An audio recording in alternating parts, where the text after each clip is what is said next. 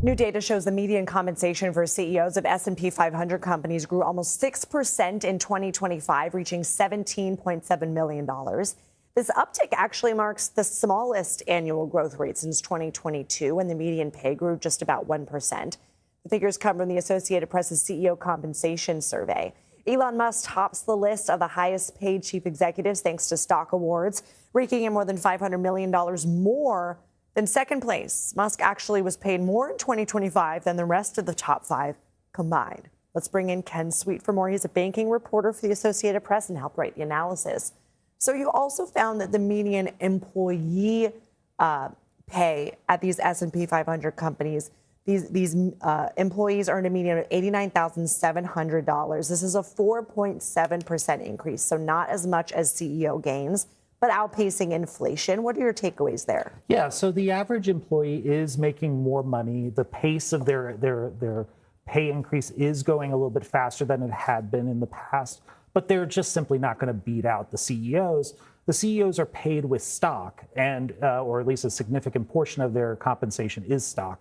And with how well the stock market has done, they're going to be paid, and they're just going to outpace whatever an employee is going to make.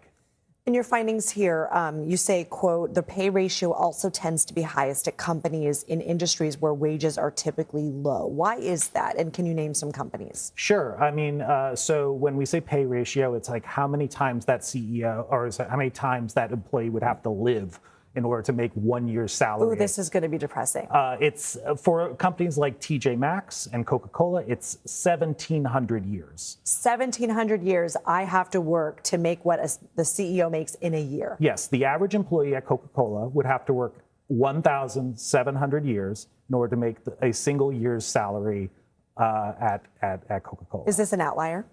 It's not an outlier. Well, it is an outlier because these companies have very low paid employees and very high paid CEOs. So yes, they are outliers, but we're still talking the median ratio is 200. So an employee has to work 200 years to make what the big boss is making. Let's talk about the ladies, because you found median compensation for women CEOs in the survey fell 2.6% instead of growing 6% like their male counterparts.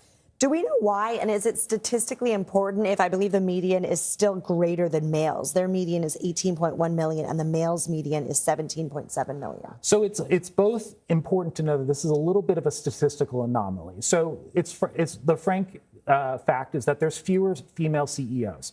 1 out of every 10 CEOs in the S&P 500 is female. So when their pay packages are valued every year, it gets lumpy. So theirs went down a little bit this year, but the most important number in there is $93 million, which is the pay package of Jan Fraser, the CEO and now board chair of Citigroup, one of the largest financial companies.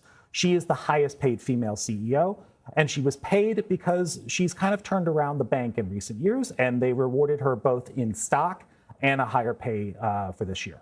All right, Ken Sweet, thanks for coming in and explaining your analysis. No problem. Thank you.